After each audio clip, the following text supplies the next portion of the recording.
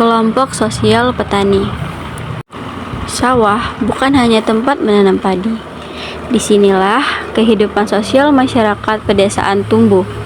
Tempat gotong royong, kebersamaan, dan kesepakatan sosial dijaga dari generasi ke generasi.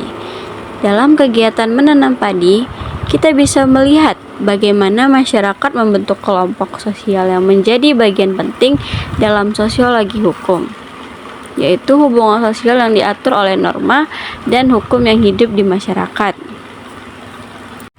Saat para petani turun ke sawah bersama, muncul kelompok sosial primer. Mereka bekerja saling bantu tanpa pamrih, berbagi tenaga dan waktu. Hubungan ini akrab, dilandasi rasa kekeluargaan dan saling percaya. Tidak ada aturan tertulis yang memaksa mereka untuk membantu, tetapi hati nurani dan kebiasaan sosial membuat semua orang ikut berpartisipasi. Inilah bentuk hukum sosial yang hidup, aturan tidak tertulis yang mengatur perilaku manusia dalam kehidupan sehari-hari. Nilai keadilan dan gotong royong dijunjung tinggi agar tidak ada yang merasa dirugikan atau tertinggal. Selain kelompok primer di pedesaan juga terdapat kelompok sosial sekunder, seperti kelompok tani. Kelompok ini dibentuk secara resmi untuk mengatur pembagian air irigasi, penjadwalan tanam, dan kerjasama dengan pemerintah dalam program pertanian.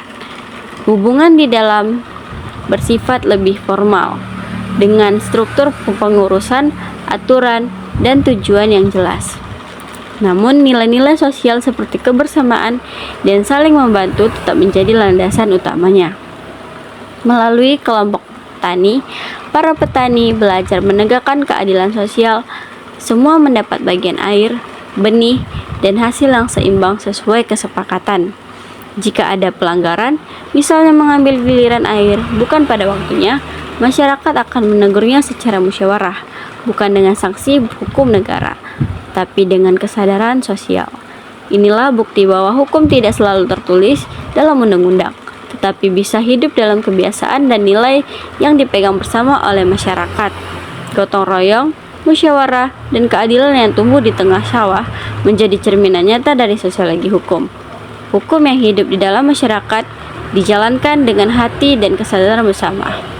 Dari lumpur sawah inilah kita belajar bahwa hukum sejatinya bukan hanya tentang aturan, tetapi tentang rasa kemanusiaan dan kebersamaan yang menjaga kehidupan tetap harmonis.